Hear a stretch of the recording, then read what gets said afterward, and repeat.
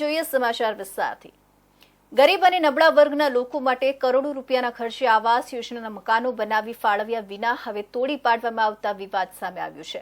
શહેરના પૂર્વ વિસ્તારમાં વટવા રેલવે ઓવરબ્રિજ પાસે વર્ષ 2014માં અમદાવાદ મ્યુનિસિપલ કોર્પોરેશન દ્વારા કુલ 6 ફેઝમાં બનાવવામાં આવેલા ઈડબ્લ્યુએસ આવાસ યોજનામાં ફેઝ 5 અંતર્ગત 55.20 કરોડના ખર્ચે બનાવવામાં આવેલા આવાસ યોજનાના મકાનો ફાળવ્યા વિના જ તોડી પાડવામાં આવ્યા છે। મ્યુનિસિપલ કોર્પોરેશન અધિકારીઓએ ભાજપના સત્તાધીશોને અંધારામાં રાખી કોઈપણ જાણ કર્યા વિના તોડી પાડવામાં આવ્યા છે। પહેલા હાટકેશ્વર બ્રિજના નામે અમદાવાદ કોર્પોરેશને 52 કરોડ રૂપિયાનો ધુમાડો કર્યો। હવે ગરીબોના મકાનના નામે એએમસીએ 180 કરોડનું ફુલેકું ફેરવ્યું। અમદાવાદના વટવા વિસ્તારમાં આવાસના મકાનોની વહેંચણી ન થતા જર્જરિત બનતા હવે તોડી નાખશે। વટવામાં બનેલા 1000 આવાસ કોર્પોરેશન તોડી પાડશે। એક જ મહિનામાં એપીએમસીના 2 નિર્ણયથી જનતાના 232 કરોડ રૂપિયા સ્વાહા થયા। છેલ્લા 12 વર્ષથી આ મકાનોની વહેંચણી કરવામાં આવી નહોતી। એપીએમસીયુ અધિકારીઓ સત્તાધીશોને કારણે વટવામાં ઈડબ્લ્યુએસના 1000 તૈયાર મકાનો ખંડેર અને જર્જરિત બન્યા। વર્ષો સુધી ખાલી પડી રહેલા 1000 મકાનો અંગે સ્ટ્રક્ચરલ સ્ટેબિલિટીનો રિપોર્ટ પણ નેગેટિવ આવ્યો। 10 વર્ષ પહેલા રૂપિયા 55.20 કરોડના ખર્ચે ગરીબ અને નબળા વર્ગના લોકો માટે બનાવવામાં આવેલા 1888 મકાનોમાં 1664 મકાનોને તોડવામાં આવ્યા છે, જે મકાનોને ફાળવવામાં જ આવ્યા નહોતા। છેલ્લા 10 વર્ષથી આ મકાનો ફાળવ્યા વિના પડ્યા રહ્યા હતા। વટવા વોર્ડમાં ઈડબ્લ્યુએસ ક્વાર્ટર્સમાં એસએલએમ ચાલી તરફના થોડાક ભયજનક બિલ્ડિંગ વિશે મને મીડિયા અને સમાચાર માધ્યમો દ્વારા મને જાણકારી મળેલ છે, જે અનુસંધાને માનનીય મ્યુનિસિપલ કમિશનરશ્રીને તપાસ કરવા અને જવાબદાર સામે પગલાં લેવાની સૂચના આપી છે। અમદાવાદ મ્યુનિસિપલ કોર્પોરેશનના એસ્ટેટ વિભાગનો હવાલો સંભાળતા ડેપ્યુટી મ્યુનિસિપલ કમિશનર રિધેશ રાવલને શા માટે આવાસ યોજનાના મકાનો ફાળવવામાં આવ્યા નહોતા તે અંગે પૂછતા ખુદ તેમની પાસે જ કોઈ માહિતી ન હતી। બાદમાં તેઓએ કહ્યું કે હાલ મારી પાસે આટલી જ માહિતી છે। એક તરફ રોડ ઉપર લોકોને રહેવા માટે મકાનો નથી અને બીજી તરફ પ્રજાના ટેક્સના પૈસે કરોડો રૂપિયાના ખર્ચે મકાનો બનાવવામાં આવે છે, પરંતુ ફાળવવામાં આવતા નથી, જેને લઈને એએમસી તંત્ર અને ભાજપ સત્તાધીશો સામે સવાલો ઊભા થયા છે। કરોડો રૂપિયાના ખર્ચે બનાવવામાં આવેલા મકાનો ફાળવ્યા વિના જ તોડી પાડવા અંગેનો નિર્ણય વર્ષ 2023માં લેવામાં આવ્યો હતો। જે મકાનો ફાળવ્યા વિના પડ્યા રહ્યા હતા, જેમાં બિલ્ડિંગનો આખો બ્લોક નમી ગયેલો હતો, જેના કારણે તેનો સ્ટ્રક્ચરલ રિપોર્ટ કરવામાં આવતા નેગેટિવ આવ્યો હતો, જેના કારણે 15 જુલાઈ 2023ના રોજ 1600થી વધુ મકાનો તોડી પાડવાનો નિર્ણય લેવામાં આવ્યો હતો। જોકે આ આવાસ યોજનાના મકાનો તોડી પાડવા અંગે કોઈપણ પ્રકારની દરખાસ્ત સ્ટેન્ડિંગ કમિટીમાં લાવવામાં આવી નથી। એલજે પુરાણી એસોસિએટ નામની કંપનીના કોઈપણ ખર્ચ આપ્યા વિના માત્ર ડેમરીજ લઈ જવાની શરતે તોડવા માટેનો કોન્ટ્રાક્ટ આપવામાં આવ્યો છે। આ બાબતે ખુદ ભાજપના જ નેતાઓ કે મેયરને જાણ નથી, જેને લઈને મ્યુનિસિપલ કોર્પોરેશનના હાઉસિંગ વિભાગના અધિકારીઓ દ્વારા બારોબાર નિર્ણય લેવામાં આવ્યો હોય તેવું સ્પષ્ટ જણાય છે। બનાવવામાં આવ્યા છે ને એ ટોટલ 6 ફેઝમાં બનાવવામાં આવ્યા છે। ટોટલ મકાનની સંખ્યા છે 8960। બરાબર, તો 8960 જે 6 ફેઝમાં મકાન બનાવવામાં આવ્યા એ પૈકીનો જે અત્યારે આપ ચર્ચા જે કરો છો એ 5 નંબરનો ફેઝ છે। આ 5 નંબરનો ફેઝમાં ટોટલ આવાસની સંખ્યા હતી 1888 ટોટલ આવાસની સંખ્યા 1888 હતી। એની જે પ્રોજેક્ટ કોસ્ટ જે તે સમયની હતી 55.20 કરોડ। આ મકાન જે બનાવવામાં આવ્યો એના કોન્ટ્રાક્ટરનું નામ હતું એમવીએમની પ્રાઇવેટ લિમિટેડ। 2014 ની અંદર આ મકાનો બનાવવામાં આવેલા હતા। વિપક્ષે મેયરને આવેદનપત્ર આપી સીબીઆઈ તપાસની માંગ કરી છે। વિપક્ષ કોંગ્રેસ દ્વારા વટવા વિસ્તારમાં કરોડો રૂપિયાના ખર્ચે બનાવવામાં આવેલા ઈડબ્લ્યુએસ આવાસ યોજનાના મકાનોને તોડી પાડવાને લઈ મેયર પ્રતિભા જૈનને આવેદનપત્ર આપી આવાસ યોજના તોડવાના કૌભાંડ મામલે સીબીઆઈ તપાસની માંગણી કરવામાં આવી છે। વિપક્ષના નેતા શહેબાઝ ખાન પઠાણે મેયર સમક્ષ રજૂઆત કરી હતી કે કરોડો રૂપિયાના ખર્ચે મ્યુનિસિપલ કોર્પોરેશન તંત્ર મકાનો બનાવે છે, પરંતુ ફાળવણી કરાતી નથી। ગાંધીનગર કોર્ટમાંથી હથિયાર સાથે પકડાયેલા આરોપીઓનો મામલો સામે આવ્યો છે। દોઢેક વર્ષ અગાઉ ગાંધીનગરના કલોલના શખ્સના થયેલા મર્ડરના ગુનામાં મુદ્દત ભરવા આવેલા દેવી પૂજક સમાજના 2 મહિલા સહિત 7 ઇસમો ઘાતકી હત્યારો સાથે પહોંચી ગયા હતા. સામે પક્ષના લોકો હુમલો કરશે એવી શંકાના આધારે આરોપીઓ પૂર્વ તૈયારીના ભાગરૂપે છરી જેવા હથિયારો લઈને કોર્ટ રૂમની બહાર સુધી પહોંચી ગયા હતા. દરમિયાન કોઈએ રૂમાલ ખંખેરતા અચાનક થેલીમાંથી હથિયાર નીચે પડ્યું હતું. આ જોઈને ફરજ પરની પોલીસે તાત્કાલિક આરોપીઓને રાઉન્ડ અપ કરી સેક્ટર 7 પોલીસને બોલાવી લીધી હતી. ગાંધીનગર કોર્ટમાંથી હથિયાર સાથે પકડાયેલા આરોપીનો મામલો સામે આવ્યો છે. ગાંધીનગર પોલીસે ફરિયાદ દાખલ કરી છે અને 2 વર્ષ પહેલા ચાંદખેડામાં ક્રોસ ગુના દાખલ હતો. નાનુ પરમાર અને જીમા પરમાર પૈસાની લેતા દેતી બાબતે તકરાર થઈ હતી અને જીમાભાઈની હત્યા થઈ હતી. ફરિયાદ પક્ષ અને આરોપી પક્ષ સુનાવણી માટે કોર્ટમાં આવ્યા હતા. ફરિયાદી પક્ષે 100 નંબર ડાયલ કરવામાં આવ્યો હતો. 2 મહિલાઓના સામાનમાંથી 2 છરા મળી આવ્યા છે. નાનુભાઈ અને તેમની સાથે 7 સહિત 9 લોકો હતા જે સુનાવણી માટે આવ્યા હતા. જેમની પાસે હથિયાર હતા. જીમાભાઈ પરમારના પરિવારના સભ્યોએ ધમકી આપી હતી, જેને લઈને 2 મહિલાઓના પાકીટમાંથી હથિયાર લાવ્યા હતા. પોલીસે 8 આરોપીઓ સામે ફરિયાદ દાખલ કરી કાર્યવાહી કરવામાં આવી છે. પ્રાપ્ત વિગતો મુજબ 1.5 વર્ષ અગાઉ કલોલના ઈસમનું મર્ડર થયું હતું. જે ગુનામાં મહિલા સહિતના 7 આરોપીઓ ગાંધીનગર કોર્ટમાં મુદત ભરવા આવ્યા હતા.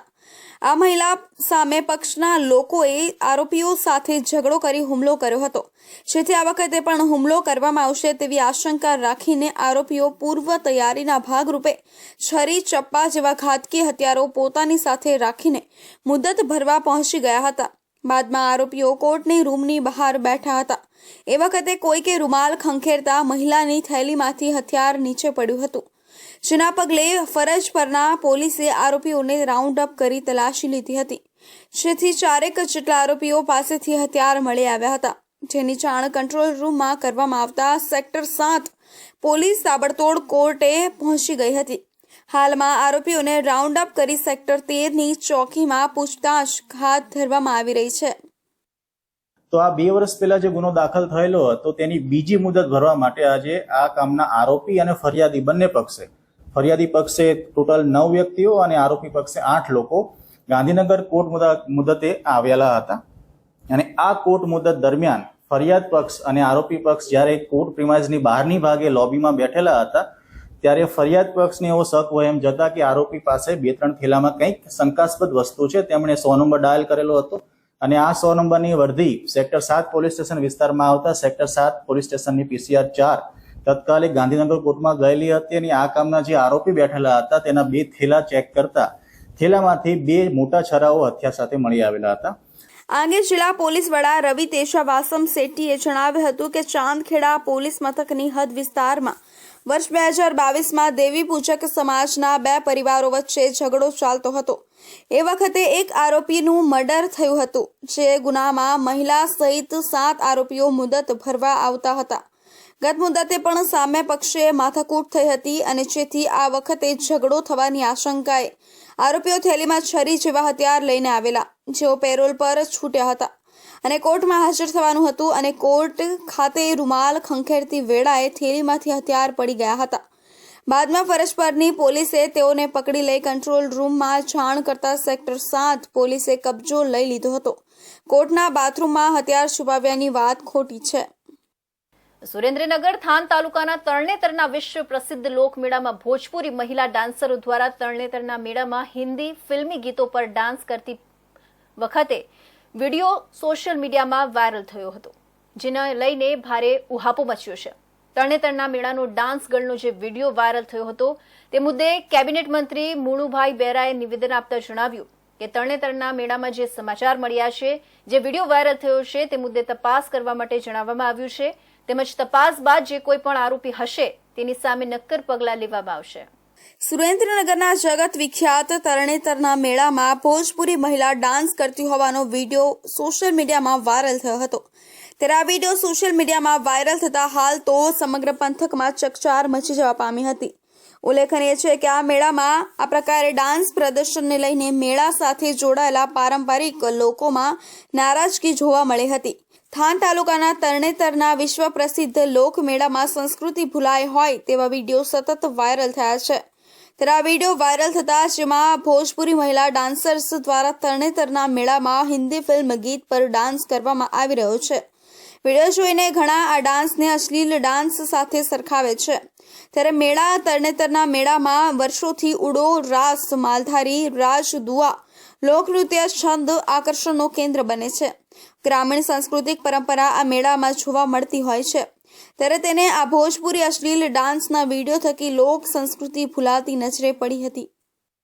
આજે જે સમાચાર છે એમાં મેં કલેક્ટરને એ બાબતે તપાસ કરવાનું કીધું છે. ત્યાં કલેક્ટર મને કીધું કે આપણે એમાં તપાસ કરી અને જે કોઈ રાઇડ્સ કે અન્ય કોઈ વ્યક્તિ આવું કર્યું હોય તો એને સામે જે કંઈ પગલાં લેવાના છે એ લેશે. બાકી ત્યાં જે મુખ્ય સ્ટેજના કાર્યક્રમો હોય છે એમાં આવી કોઈ જે પ્રવૃત્તિ થઈ નથી એવું કલેક્ટરશ્રીએ કીધું છે. આ ગ્રામ પંચાયત મેળાનું આયોજન કરે છે. જિલ્લા વહીવટી તંત્ર દરરોજ ત્યાં ખુદ કલેક્ટરશ્રી અને અન્ય અધિકારીઓ પણ 4 દિવસ સુધી ત્યાં ઉપસ્થિત હોય છે. તરણેતરના મેળાનો ડાન્સ ગર્લનો જે વિડીયો વાયરલ થયો હતો તે મુદ્દે કેબિનેટ મંત્રી મુળુભાઈ બેરાએ નિવેદન આપતા જણાવ્યું કે તરણેતરના મેળામાં જે સમાચાર મળ્યા છે અને જે વિડીયો વાયરલ થયો છે તે મુદ્દે તપાસ કરવા માટે જણાવવામાં આવેલું છે. તેમજ તપાસ બાદ જે કોઈ પણ આરોપી હશે તેની સામે નક્કર પગલાં લેવામાં આવશે. તેમણે જણાવ્યું કે ગ્રામ પંચાયત ફક્ત મેળાનું આયોજન કરે છે તેમજ પ્રવાસન વિભાગ તરફથી ફક્ત ટેન્ટ અને સ્થાનિક વ્યવસ્થાઓ કરવામાં આવતી હોય છે, જેમાં સ્થાનિક કલાકારો પણ હોય છે અને કેટલાક સાંસ્કૃતિક કાર્યક્રમો પણ આયોજિત કરવામાં આવતા હોય છે. પરંતુ આ પ્રમાણેના ડાન્સના કાર્યક્રમ માટેની કોઈ પણ પરવાનગી પ્રશાસન તરફથી આપવામાં પણ આવતી નથી. તપાસના અંતે જિલ્લા પ્રશાસન દ્વારા આ મુદ્દે ચોક્કસથી પગલાં ભરાશે. તો અંબાજી ખાતે અંબાજી મંદિરમાં પ્રંચાલન વિધિ યોજવામાં આવી હતી. ભાદરવી પૂનમના મેળા દરમિયાન લાખો શ્રદ્ધાળુઓ દૂર દૂરથી પગપાળા ચાલી અંબાજી મંદિરે દર્શને આવતા હોય છે, તો ઘણા યાત્રિકો સીધા ચાલીને મંદિરે પહોંચતા હોય છે. તેવામાં મંદિરની સ્વચ્છતા સાથે પવિત્રતા જાળવવા આ પ્રક્ષાલન વિધિ કરવામાં આવી છે. અંબાજી ખાતે અંબાજી મંદિરમાં પ્રક્ષાલન વિધિ યોજવામાં આવી હતી. આ પ્રક્ષાલન વિધિ દર વર્ષે ભાદરવી પૂનમ પછીની ચોથે કરવામાં આવે છે. ખાસ કરીને આ વિધિ એટલા માટે કરવામાં આવે છે કે ભાદરવી પૂનમના મેળા દરમિયાન લાખો શ્રદ્ધાળુઓ દૂર દૂરથી પગપાળા ચાલી અંબાજી મંદિરે દર્શને આવતા હોય છે. ઘણા યાત્રિકો સીધા ચાલીને મંદિરે પહોંચતા હોય છે. તેવામાં મંદિરની સ્વચ્છતા સાથે પવિત્રતા જાળવવા આ પ્રક્ષાલન વિધિ કરવામાં આવે છે, જેમાં જે મંદિરના ગોખમાં માં અંબેનો શણગાર હોય છે તે સંપૂર્ણ શણગાર સહિત 7 દિવસની 7 સવારી માતાજીના સોનાના આભૂષણો સહિતના તમામ દાગીના બહાર કાઢીને ધોવાની પ્રક્રિયા કરવામાં આવે છે. આ વિધિ અમદાવાદના એક સ્વર્ગવાસીય લક્ષ્મણદાસ મોતીલાલ સોની તથા સ્વર્ગવાસીય શિવપ્રસાદ મોતીલાલ સોની અને તેમના પરિવાર દ્વારા કરવામાં આવે છે. આ સોની પરિવાર વર્ષોથી આ પ્રક્ષાલન વિધિમાં દાગીનાની સાફ સફાઈ કરવા આવતા હોય છે અને સાથે દાગીનાના ઘસારા પેટે એક સોનાની પૂતળી માતાજીના હારમાં અર્પણ કરતા હોય છે, જેથી કરીને સાફ સફાઈ દરમિયાન માતાજીના દાગીનામાં કોઈ ઘટ ન પડે. જોકે આ સમગ્ર વિધિ આ સોની પરિવાર લગભગ 280 વર્ષથી કરતા આવ્યા છે. પરંપરાગત રીતે ભાદરવી પૂનમનો મેળો પૂર્ણ થાય એના બાદ પ્રક્ષાલન વિધિ રાખવામાં આવે છે. આ પ્રક્ષાલન વિધિમાં સમગ્ર અંબાજી મંદિરની સાફ સફાઈ, મંદિરમાં જ્યાં માતાજી બિરાજમાન છે ત્યાં પણ શાસ્ત્રોક્ત વિધિથી સાફ સફાઈ કરવામાં આવે છે. વર્ષોથી અમદાવાદનો જે સોની પરિવાર છે એ સોની પરિવાર આ પ્રક્ષાલન વિધિમાં સહભાગિતા કરે છે અને આજરોજ ભાદરવી પૂનમનો મેળો પૂર્ણ થતાં અંબાજી મંદિર ખાતે પ્રક્ષાલનની જે વિધિ છે એ ચાલી રહી છે. આ સાફ સફાઈના બદલામાં સોની પરિવારને રજવાડાના સમયથી ચાંદીનો એક સિક્કો આપવામાં આવ્યો હતો. હવે મહેનતના 51 રૂપિયા આપવામાં આવે છે, પણ આ પરંપરા હજુ પણ યથાવત છે તેમ અમદાવાદમાં રહેતા મનોજભાઈ ઝવેરીએ જણાવ્યું હતું કે યોજાયેલી પ્રક્ષાલન વિધિમાં કલેક્ટર મિહિર પટેલ, બનાસકાંઠા વડાપ્રધાન નરેન્દ્ર મોદીના ભાઈ પ્રહલાદભાઈ, યાત્રાધામ વિકાસ બોર્ડમાં પૂર્વ સચિવ હારિત શુક્લ અને બનાસકાંઠાના પૂર્વ કલેક્ટર વરુણ બરનવાલ સહિત અનેક અમદાવાદ પાલડીના ધારાસભ્ય અમિત શાહ અને અનેક અધિકારીઓ આ પ્રક્ષાલન વિધિમાં જોડાયા હતા. જળ સંપત્તિ અને પાણી પુરવઠા વિભાગના મંત્રી કુંવરજી બાવળિયાએ બાલારામ, આખોલ અને રાણકપુર ખાતે પાણીના કામોનું નિરીક્ષણ કર્યું હતું. બાલારામ ચેકડેમને આધુનિક સુવિધાઓથી સજ્જ કરવાનું આયોજન છે. પીવાના પાણી અને સિંચાઈના જે પણ કામો છે એ સમય મર્યાદામાં પૂર્ણ કરવામાં આવશે. આ મંત્રી કુંવરજી બાવળિયાએ કામોનું નિરીક્ષણ કરી અધિકારીઓને જરૂરી માર્ગદર્શન અને સૂચનાઓ આપી હતી. જળ સંપત્તિ અને પાણી પુરવઠા વિભાગના મંત્રી કુંવરજી બાવળિયાએ બનાસકાંઠા જિલ્લાના વિવિધ વિસ્તારોમાં ચાલતા પીવાના પાણી અને સિંચાઈ વિભાગના કામોનું નિરીક્ષણ કરી અધિકારીઓને જરૂરી માર્ગદર્શન અને સૂચનાઓ આપી હતી. મંત્રી કુંવરજી બાવળિયાએ પાલનપુર તાલુકાના બાલારામ ખાતે, બાલારામ ચેકડેમ, ડીસા તાલુકાના આખોલ ખાતે પાણી પુરવઠા વિભાગના હેડવર્ક્સ અને કાંકરેજ તાલુકાના રાણકપુર ખાતે પાણી પુરવઠા વિભાગના હેડવર્ક્સની મુલાકાત લીધી હતી. જિલ્લાની મુલાકાતે પધારેલા પાણી પુરવઠા અને જળ સંપત્તિ મંત્રી કુંવરજી બાવળિયા સૌપ્રથમ બાલારામ મહાદેવ મંદિર પહોંચ્યા હતા, જ્યાં તેમણે બાલારામ મહાદેવની વિધિપૂર્વક પૂજા અર્ચના કરી હતી. ત્યારબાદ બાલારામ ચેકડેમની મુલાકાતે પહોંચ્યા હતા, જ્યાં ચેકડેમમાં જે સુધારા વધારા થયા છે તેનું નિરીક્ષણ કર્યું હતું. બનાસકાંઠા જિલ્લામાં ખાસ કરીને સિંચાઈ અને પીવાના પાણીના પ્રશ્નો અંગે આ વિસ્તારના સન્માનીય ધારાસભ્યો અને અમારા પાર્ટીના સંગઠનના હોદ્દેદારોની ઈચ્છા હતી કે જે કંઈ યોજનાઓ શરૂ છે, બની રહી છે, એ યોજનાઓ એની મુલાકાત થાય અને સમયસર પૂર્ણ થાય એવી અમારા આ વિસ્તારના આગેવાનોને આગ્રહ હતો. અને એના ભાગરૂપે મેં આ બનાસકાંઠા જિલ્લાના ડીસાના અખોલ જ્યાં ગામે પીવાના પાણીની યોજના બનવા જઈ રહી છે, લગભગ પૂર્ણતાના આરે છે, એની આજે અહીંયા અમારા સૌ આ વિસ્તારના પદાધિકારીઓની અને અધિકારીઓની હાજરીમાં મુલાકાત લીધી. આગામી દિવસમાં આ 15 દિવસમાં પૂર્ણ થાય પછી આ વિસ્તારના લોકોને આની પીવાના પાણીની સુવિધા ઉપલબ્ધ થાય એ રીતનું મારું આયોજન હતું ને એના માટે આજે મુલાકાત લીધી. ત્યારબાદ અખોલ અને કાંકરેજ તાલુકાના રાણકપુર ખાતેના હેડવર્ક્સની મુલાકાતે ગયા હતા. આ પ્રસંગે ધારાસભ્ય અનિકેતભાઈ ઠાકોર, કિસાન અગ્રણી માવજીભાઈ લોહ, પ્રાંત અધિકારીઓ, પાણી પુરવઠા અધિકારીઓ સહિત મોટી સંખ્યામાં પદાધિકારીઓ અને અધિકારીઓ હાજર રહ્યા હતા. જૂનાગઢ જિલ્લામાં આવેલા સાસણગીર જંગલમાં ચોમાસા ઋતુ દરમિયાન ગીર વન્ય પ્રાણી અભયારણ્ય તથા રાષ્ટ્રીય ઉદ્યાન નિયમ અનુસાર બંધ કરવામાં આવ્યું હતું. ત્યારે હવે ગીર વન્ય પ્રાણી અભયારણ્ય 16 ઓક્ટોબર 2024થી પ્રવાસીઓ માટે ખુલ્લું મુકાશે. જૂનાગઢ જિલ્લામાં આવેલ સાસણગીર જંગલમાં ચોમાસા ઋતુ દરમિયાન ગીર વન્ય પ્રાણી અભયારણ્ય તથા રાષ્ટ્રીય ઉદ્યાન નિયમ અનુસાર બંધ કરવામાં આવેલું હતું. જે ગીર વન્ય પ્રાણી અભયારણ્ય સાસણગીર ખાતે ઇકો ટુરિઝમ ઝોન નિયત રૂટ ઉપર તારીખ 16 ઓક્ટોબર 2024થી પ્રવાસન સ્થળને પ્રવાસીઓ માટે ખુલ્લું મૂકવામાં આવશે. ગીર વન્ય પ્રાણી અભયારણ્ય સાસણગીર તથા દેવળિયા ગીર પરિચય ખંડની મુલાકાતે પધારતા દેશ વિદેશના નાગરિકો તેમની પ્રવેશ પરમિટ અગોતરા ઓનલાઈન બુકિંગ કરાવી શકે તે માટે ગીર વન્ય પ્રાણી અભયારણ્ય સાસણગીર માટે ઓનલાઈન પરમિટ બુકિંગ શરૂ થઈ ગયેલી છે અને પ્રવાસીઓ ઓફિશિયલ વેબસાઇટ https:/girlion.gujarat.government.in પરથી પરમિટ બુકિંગ કરી શકશે. આ સિવાય ઓનલાઈન બુકિંગ માટે અન્ય કોઈને અધિકૃત કરવામાં આવેલ ન હોય માટે ઓફિશિયલ વેબસાઇટ ઉપરથી જ બુકિંગ કરવા તમામ નાગરિકોને વિનંતી છે, તેમ નાયબ વન સંરક્ષક વન્ય પ્રાણી વિભાગ સાસણગીર દ્વારા જણાવવામાં આવ્યું હતું. છોટાઉદેપુર જિલ્લાના કવાંટ તાલુકાના પીપલદી ગામે પૂર્વ સાંસદ અને ટ્રાઇફેડના ચેરમેન રામસિંહ રાઠવાના ભત્રીજા પર ફાયરિંગ થતા મોત થયાનો મામલો સામે આવ્યો છે, જેમાં કવાંટ તાલુકાના પીપલદી ગામે રાત્રે 10 વાગ્યાના અરસામાં ઘટના બની હતી. આખા ગામમાં હાલ માતમ છવાઈ ગયો છે. કુલદીપ રાઠવા નામના યુવાનને ફાયરિંગ કરી હત્યા કરવામાં આવી છે. પોલીસ ઘટના સ્થળે પહોંચી તપાસ હાથ ધરી હતી. 2 આરોપીઓમાંથી એક મુખ્ય આરોપી શંકર સંજી રાઠવાને પોલીસે ઝડપી પાડ્યા છે. છોટાઉદેપુર જિલ્લાના કવાંટ તાલુકાના પીપલદી ગામે ગત મોડી રાત્રે ફાયરિંગ કરીને એક યુવકની હત્યા કરવાની ઘટના સામે આવી છે, જેમાં મરણ જનાર વ્યક્તિ પૂર્વ સાંસદ રામસિંહ રાઠવાનો ભત્રીજો હોવાનું સામે આવ્યું છે. ગ્રામ પંચાયતની ચૂંટણીમાં થયેલી બબાલને અદાવત રાખીને ગામના જ બે શખ્સોએ કુલદીપ પર ફાયરિંગ કરી તેને મોતને ઘાટ ઉતારી દીધા બાદ ત્યાંથી ફરાર થઈ ગયા હતા. પોલીસે હાલ ફરાર આરોપીઓમાંથી એક શંકર સંજી રાઠવાની અટકાયત કરીને પૂછપરછ હાથ ધરી છે, જ્યારે અન્ય એક હજી પોલીસ પકડથી દૂર છે. પોલીસે ગુનો નોંધી વધુ કાર્યવાહી હાથ ધરી છે. આરોપી શંકરભાઈ રાઠવા એક્સ આર્મી છે. તેઓ દ્વારા જ હત્યા કરવામાં આવી છે અને ચૂંટણીમાં સામસામે લડતા હતા તેની અદાવત રાખીને હત્યા કરવામાં આવી છે. ગઈકાલે 9:50-55ની આજુબાજુ રાત્રિના સમયે અમારા ગામના દિશમ શંકરભાઈ અને અમલાભાઈ રાઠવાએ ગાડી પર આવીને મારા ભાઈ આ રોડ પર ચાલતા જતા હતા ત્યારે પેટના ભાગ પર એને બંદૂકની ગોળી મારીને ભાગી ગયા હતા.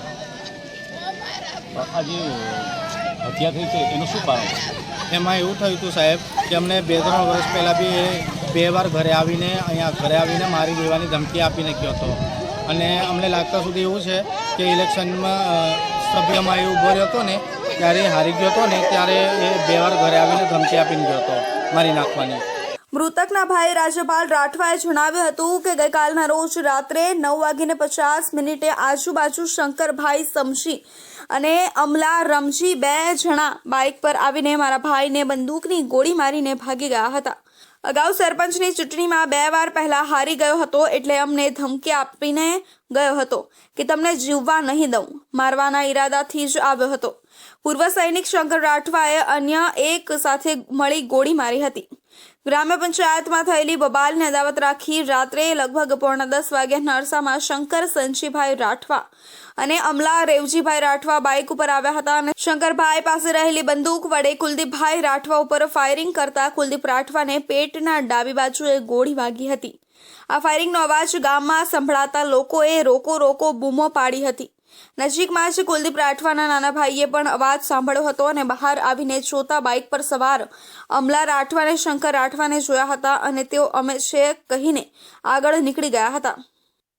આ કામના ફરિયાદી શ્રી રાજપાલસિંહ જાનસિંહ જાતે રાઠવા જે પીપલદી નિશાળ ફળિયામાં રહે છે તેમના ભાઈ મરણ જનાર કુલદીપભાઈ જાનસિંહ રાઠવા ઉંમર 33 જે પણ પીપલદીના રહેવાસી છે. ગઈ તારીખ 20/9/2024 ના રોજ મરણ ફરિયાદીના ભાઈ એમના ફળિયામાં ચાલીને જતા હતા તે દરમિયાન એમના જ ગામના આરોપી શંકરભાઈ સંજીભાઈ રાઠવા તથા અમલાભાઈ રેવાજી રાઠવા બંને જણા પીપલદીના છે જે બાઇક લઈને આવેલા અને આ કામના ફરિયાદીના ભાઈને પેટના ભાગે ડાબી બાજુ ગોળીથી ઈજા કરી એમનો મૃત નિપજાવેલ, જેની તપાસ હાલ ચાલુ છે અને આ ગુનાના કામે એક આરોપી અટક કરવામાં આવે છે જેની પૂછપરછ ચાલુ છે. પેટ પર ગોળી વાગતા કુલદીપ ગંભીર રીતે ઘાયલ થયો હતો, જેને કારણે તેનું ઘટના સ્થળે જ મોત નીપજ્યું હતું. આ ઘટનાની ક્વાંટ પોલીસને જાણ થતા ક્વાંટ પોલીસે બંને આરોપીઓ શંકર સંજીભાઈ રાઠવા તથા અમલા રેવજીભાઈ રાઠવાની સામે ગુનો નોંધી તપાસ હાથ ધરી છે. શંકર સંજી રાઠવાની પોલીસે અટકાયત કરીને પૂછપરછ હાથ ધરી છે, જ્યારે એક હજી પોલીસ પકડથી દૂર છે. મૃતકના મૃતદેહને પોસ્ટમોર્ટમ માટે ક્વાંટ હોસ્પિટલ ખસેડાયો હતો, જેથી પેનલ પોસ્ટમોર્ટમ માટે વડોદરા લઈ જવાયો છે. સાબરકાંઠા જિલ્લામાં હવે નિરાધાર બાળકોને મળશે પોતાનું ઘર. મૈત્રી ફાઉન્ડેશન દ્વારા અનાથ બાળકોને તેમનું પહેલું ઘર ગુજરાતી ફિલ્મ સ્ટારના હાથે સુપરત કરવામાં આવ્યું. જોઈએ એક અહેવાલ. માતા પિતાના ફોટા હાથમાં રાખીને ઊભા રહેલા બાળકો હિંમતનગર તાલુકાના મૂચની પાળ ગામના અનાથ બાળકો છે. જોકે હવેથી તેઓ અનાથ નથી. હા, ગત વર્ષે 3 બાળકોએ પોતાના માતા પિતા ગુમાવેલા અને તેમની સાથે સાથે પોતાની છત પણ ગુમાવેલી.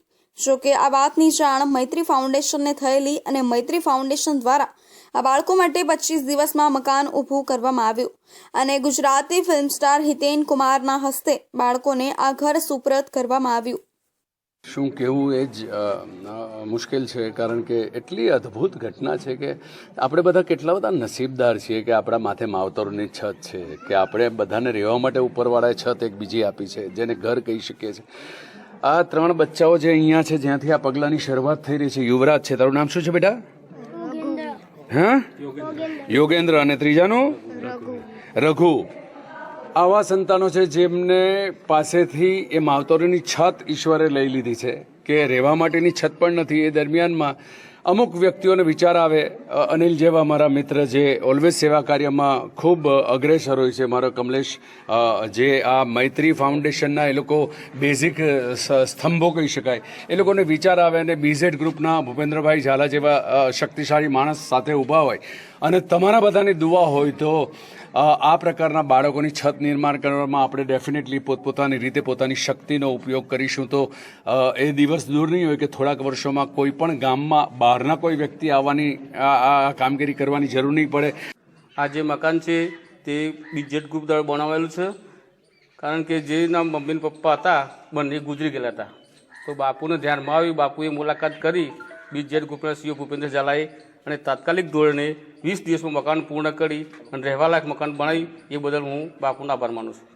સમાજ સેવા અને શિક્ષણ ક્ષેત્રે અગ્રણી એવા સાબરકાંઠા જિલ્લાના બિઝનેસમેન ભૂપેન્દ્રસિંહ ઝાલાના ધ્યાન પર આવા અનાથ બાળકો આવેલા અને તેમણે માત્ર સાબરકાંઠા જિલ્લો નહીં પરંતુ ઉત્તર ગુજરાતમાં સર્વે કરાવ્યો હતો, જેમાં જે બાળકોના માતા પિતા ના હોય અથવા માત્ર માતા જ હોય, પિતા ના હોય અને આવકનું કોઈ સાધન પણ ના હોય તેવા પરિવાર માટે 1 વર્ષમાં 200 મકાનો બનાવવાનું નક્કી કરેલું અને અલગ અલગ વિસ્તારમાં આ મકાનો બનાવવાના શરૂ પણ કરી દેવામાં આવ્યા છે.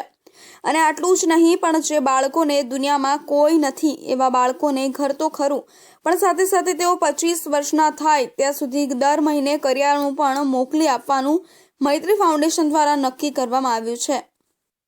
આજે ઘણા બધા બાળકો એવા છે કે જેમને સમજણ શક્તિ સજ નહીં, એમ 10-15 વર્ષની ઉંમરના બાળકો જ છે. આખા પરિવારમાં કોઈ વ્યક્તિ વધ્યો જ નથી એમના ઘરમાં કે જે કમાઈ શકે યા તો ઘરને ચલાવી શકે. તો એવા જ બધા ઘરને અમે એક એક કરી અને સર્વે કર્યો અને સર્વે કરીને અમે જોતા અમને એવું થયું કે આ બધા જ બાળકોનું આવનારું કોઈ પણ ભવિષ્ય અમને દેખાતું નથી. એ ભણી શકે એવી કોઈ સ્થિતિ નથી. એમને ઘર ચલાવવા માટે ક્યાંક મજૂરી જવું પડે, ક્યાંક દારી જવું પડે અને અત્યારે એ કર્યા પછી બી ઘર બનાવી શકે એવી તો કોઈ સ્થિતિ જ નથી. સાબરકાંઠા જિલ્લામાં હાલમાં 30 જેટલા બાળકો એવા છે કે જેમના આગળ પાછળ કોઈ નથી, ત્યારે ભૂપેન્દ્રસિંહ ઝાલાએ સ્થાપિત કરેલું મૈત્રી ફાઉન્ડેશન આવા બાળકો માટે અને વિધવા મહિલાઓ માટે એક મજબૂત આધાર બન્યું છે. તો આ હતા મહત્વના સમાચાર. નવા સમાચાર માટે જોતા રહેજો ઇન્ડિયા ન્યૂઝ ગુજરાત.